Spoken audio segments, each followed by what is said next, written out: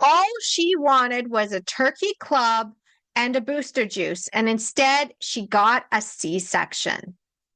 So if you are trying to avoid a C-section, you're going to want to pay attention because restrictions of food and drink is what often leads moms to having a C-section that they weren't planning to have. This is the Empowered Birth series of the Cesarean Traps, Season 3, where I'm going to go deep into everything you need to know to avoid the C-section. Because, a lot of times there's common practices or misconceptions in our birth culture that I call the Cesarean Traps. So if you are brand new to me, then you're going to want to keep paying attention. And if you already know the structure, you can probably skip right ahead to what the Cesarean Trap is and how to avoid it. But I'm just going to remind you that if you are brand new to me, this is an actual series. I go deeper with every single video. I build on previous videos as well. So I will be referencing past videos in the series. I will be referencing past challenges and trainings. And this is the do-it-yourself path. So you can piece together all of the content and you can essentially get everything you want. Information is free, and I only charge for access to me. I also have a program called Your Empowered Birth Academy that allows you to get the entire empowered birth method and apply it to your unique situation. It's almost as good as me coaching you, and it comes with a graduation call of 45 minutes where we sit down at the end of your program and we actually, in person together, look at what you need to tweak to make it work for you. Because I believe in empowered birth, and I believe that every birth can and should be a beautiful and empowering experience. And this particular masterclass has been inspired by a mom who all she wanted was a turkey sub and a booster juice while she was in labor. And instead, she got a C-section. I'm talking about my client, Lisa, who came to me back in 2021. She was pregnant with her fourth child. She had had twins previously, and she'd also had her first C-section with her first baby. And this was a normal, straightforward pregnancy. This was a normal, straightforward labor. But because of the policy of no food and drink in labor, she was starved and her labor stalled out. And because she failed to progress, they gave her a C-section. I was sitting down with Lisa and I told her, it's like, they starved you. That's what they did. They starved you. And you cannot labor effectively if you're starving. So inside of this episode of the Empowered Birth series, I'm basically going to tell you a few things. First, I'm going to tell you what this trap is, how to spot it, and I'm also going to tell you how to avoid it. I'm finally going to tell you about how to apply the empowered birth method to this to make sure that you are protected against this trap. And then we're going to recap and we'll finish off with the final thoughts. Sound good? I thought so. Again, as a reminder, if you are new to the Cesarean Trap series, you are going to want to check out the first video inside of this playlist to understand deeper about the Cesarean traps, how to spot them, why there's such a problem, and why not as many birth workers are talking about them. Because the fact is that we are in a dichotomy between natural birth and the medical birth system. And they don't often talk to each other. There's also a lot of mistrust. There's a lot of fear. And the medical side of things, they only see the home birth transfers that come in when something goes wrong. Because otherwise, birth goes straight forward and nobody really mentions anything. There's also the free birth moms who are free birthing and they're not going into the medical system afterwards to tell them about the awesome free birth. It's usually the ones that need to go into the system because something has gone awry. And then the other side of it the medical system has now mistrusted the free birth and natural birth community. So then they are more condescending, or they are more fear-based, they are more control-based. And then there's this shame, blame, and making it wrong.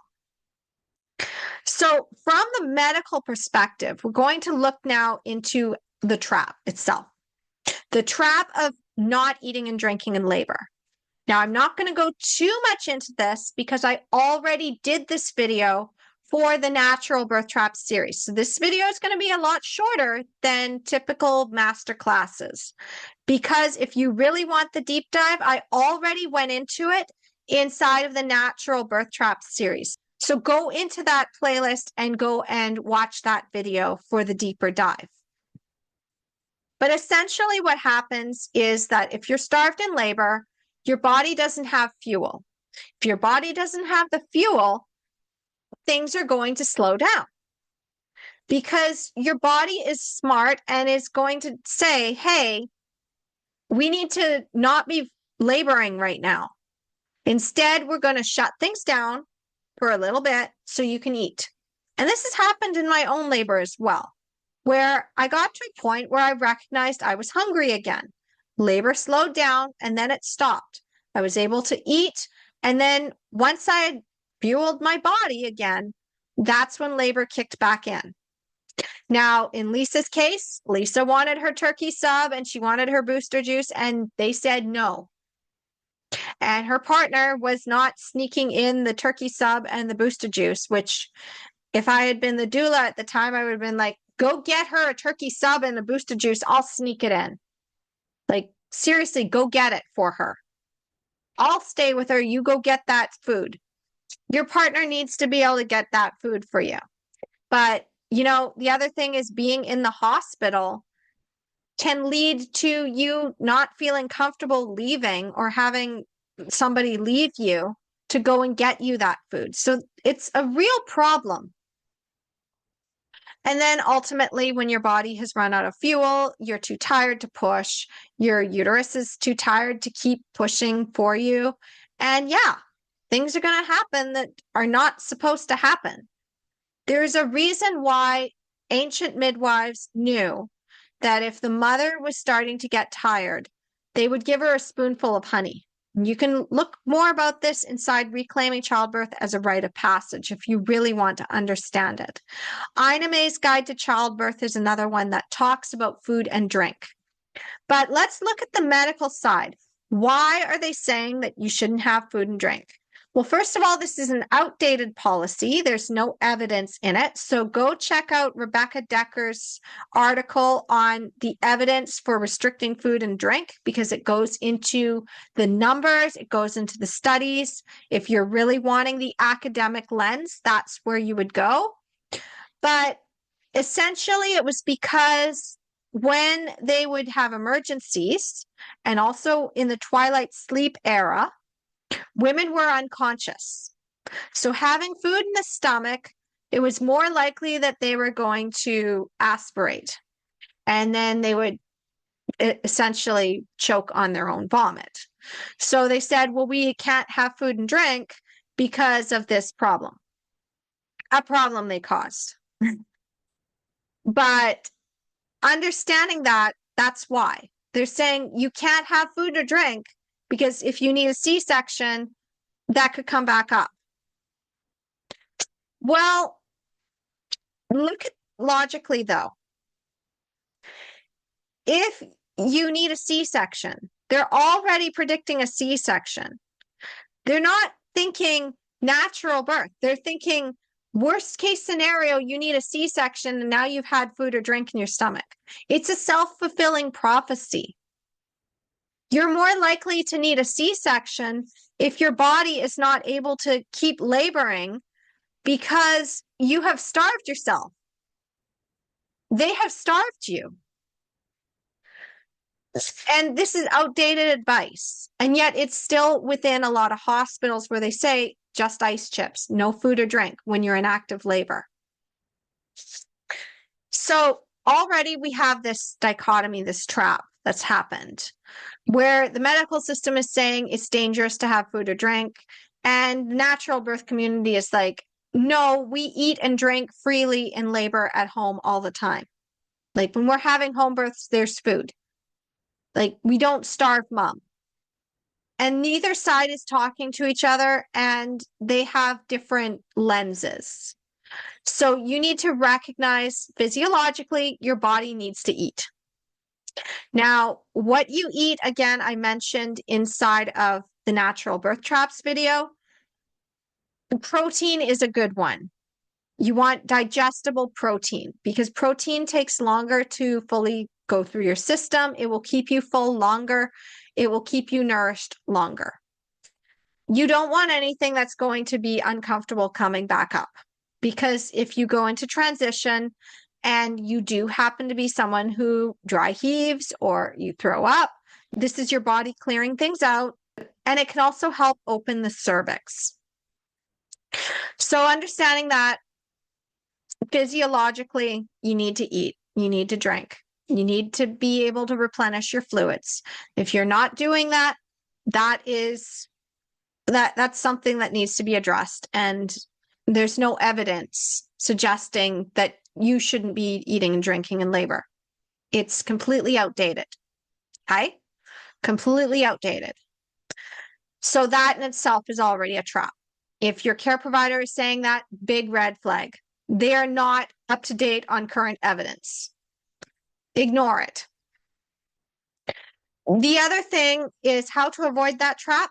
Go in at the last possible minute. This is like blanket recommendations for when you're trying to have a natural birth because the hospital is not set up for physiological birth. I've talked about this in other videos. Go through and watch the other master classes on that. But the hospital's not set up, so go in at the last possible minute. Then you have been eating and drinking the whole time. Then you are just pushing your baby out or have a home birth. Then you've got your food on hand. Don't starve yourself. The other one, make sure that you have told your partner that you want food because they're the ones that are going to be like on it. Hire a doula if possible so that one person can stay with you and the other one can go and get you food. Whether you're at home or at the hospital, you want to be able to have that person that can keep you calm. You don't want everybody off doing their own thing and you alone and you need them and they are fixing you food. Make sure that the food that you have on hand is easy to digest and easy to eat because when you're in active labor, you're in a trance-like state. So you are wanting things that you would be consuming if you were kind of out of it, is the best way to describe it. Bone broths can be really helpful.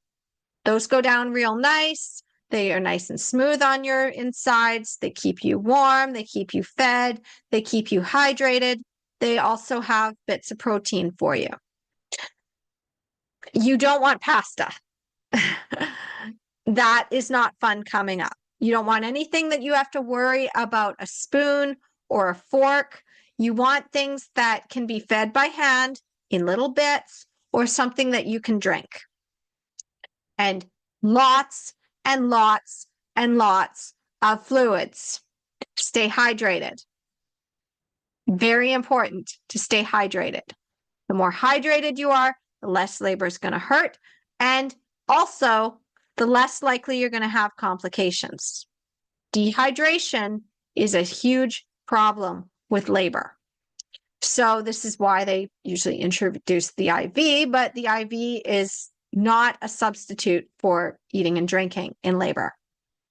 And again, you can go deeper into this if you watch the natural birth traps on food and drink.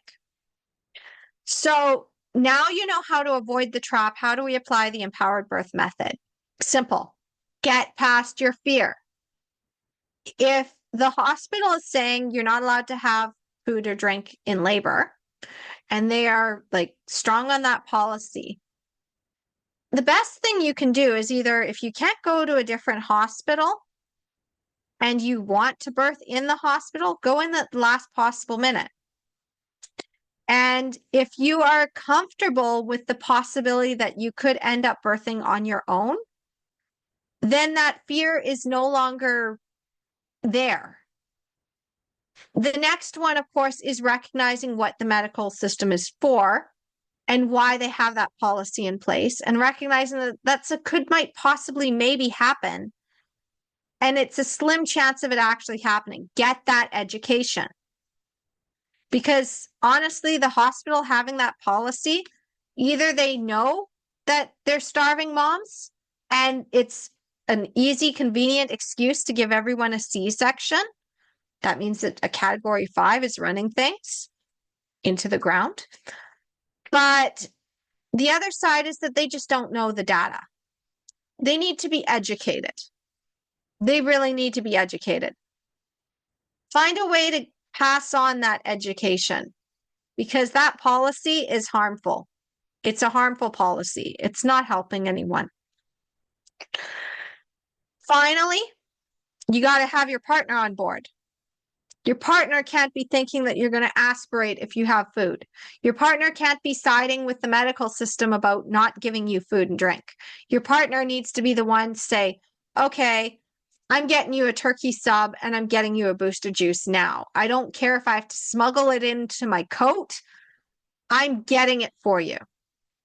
And then they get you your food. So now you understand how to apply this empowered birth method. And you understand basically what this trap does. So let's quickly recap. Why is this a trap? Well, first of all, because if you are starving yourself in labor, your uterus is going to shut down because you're going to need sustenance. Your body can't continue to go that way. Your body will shut things down to get you to eat. Your body is not stupid. So your labor will stall out if you do not eat something. So eat protein. The next one, why do we still believe this trap? Well, it's been perpetuated through our birth culture for a very long time. It was based on the idea that if you had food in your stomach, that you would most likely aspirate when you had the emergency C-section, when they put you under. That is outdated. That is something that came out in the twilight sleep era when women were unconscious. Obviously, it doesn't happen today. It's not evidence-based. How to avoid it? Go in at the last possible minute.